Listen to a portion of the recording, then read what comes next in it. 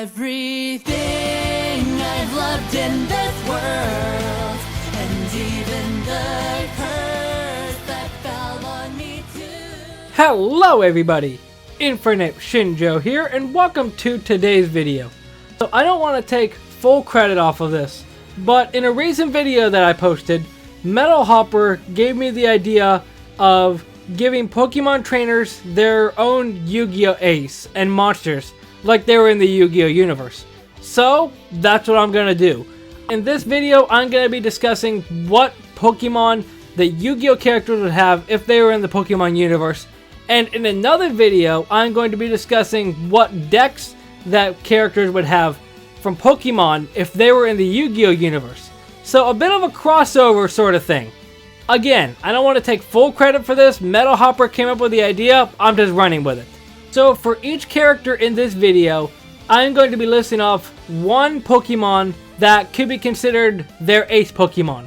Although obviously you can make a case for other Pokemon that could be owned by them or even their aces, but I didn't really have a clear goal of what I wanted to have each one of their aces be. I have a couple of options for some of them, but for the ones that I have, I feel like I got a pretty good lineup here. So obviously, we're starting off with dual monsters, and the one and only Yugimoto, or more accurately, Atem. And his ace is going to be Cofagrigus. It shouldn't be a surprise to anybody, the whole Egypt aspect of it. It's not that big of a shock at all. A couple of other ideas that I had were Braixen in reference to Dark Magician Girl and her apprentice sort of magician powers. And I also considered Zweilous for the reference of Slifer's second mouth.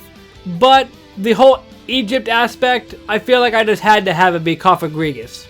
So up next is the predecessor to Yugi, Jaden Yuki. And this is just a funny one in my opinion. Jaden's ace Pokemon is going to be Duraludon. More accurately, Gigantamax Duraludon. Not for any of the monsters that he uses, but just for the sheer fact that Gmax Duraludon looks like a skyscraper, and the fact that Jaden plays skyscraper, that's literally the only reason that I have this be his ace. You can make the case for an outer space Pokemon like a Solrock or a Lunatone in reference to Neos and Neospace, but I just like this one a whole lot better in my opinion. So obviously up next we have Yusei Fudo.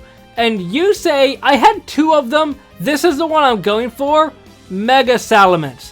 I didn't really have a rule on giving them Megas versus not giving them Megas and G-Maxes and stuff. But for some situations, I feel like the alternate form just worked better.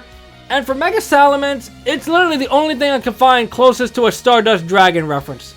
The only other dragon that I could find that's a good reference is maybe Kingdra, but Kingdra doesn't have wings, so I don't know.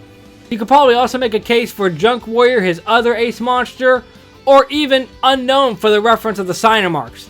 Another one that I was really proud of is maybe Sigilyph for the reference of the Nazca lines, but I just couldn't not include a Mega Salamence for a blue dragon for Yusei. Plus, it kind of matches because the blue and the red on both of them. Up next is everybody's favorite protagonist, Yuma Tsukumo. And his ace, this is so stupid. It is a shiny Sirfetch'd. And I feel like just looking at these two, you can tell why I decided to go with this. Obviously, they're both yellow, especially in his Exo form. And the fact that Sirfetch'd has a giant sword in a reference to Utopia. Although at the same time, like Jaden, you can make a reference to outer space or something with Astro World. But I just like this much better. It looks so goofy, and considering that Yuma's a goofy character, it kind of works. Next, we have Yuya Sakaki. When I decided to go forward with Yuya, it might seem a little bit busted considering the other stuff that I've given characters. But I decided to give Yuya a Latias. I know it seems a bit much to give him a legendary, but I literally just had to be a reference to Odd Eye's Pendulum Dragon. And this is the closest thing that I could find. Maybe Charizard for the fact that it's just a reddish dragon, but strangely enough, I feel like Latias works a bit better.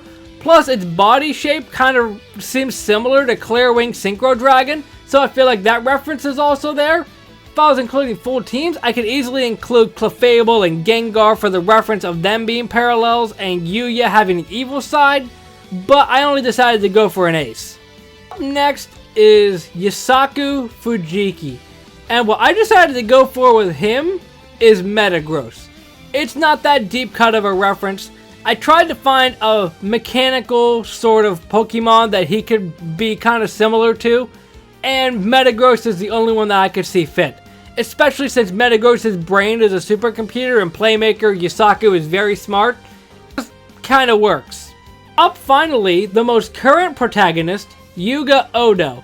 Although realistically, I probably should have included Luke here as well from Yu-Gi-Oh! 7 because they're kind of like dual protagonists.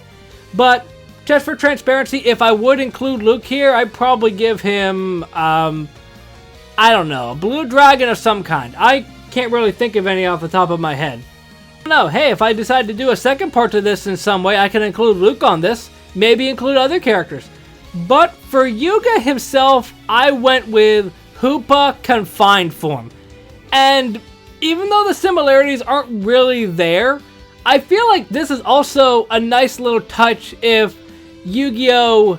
Go Rush, the sequel to 7's, because it's out right now. I haven't watched any of it yet because it isn't technically out yet. It's got one day before the first episode airs. But I know there was a rumor floating around about Go Rush being theoretically an alternate universe, and considering that's what Hoopa dabbles in, it kind of works.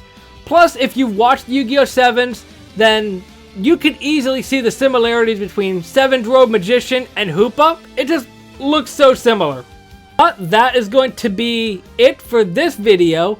Let me know if you want to see another part to this video, if you want me to include other characters that aren't the main protagonist, or if for some reason you want me to include Luke from Yu-Gi-Oh! 7's, I can do that as well. But I don't think, unless I can find good enough reasons, that I'll include full teams for these people.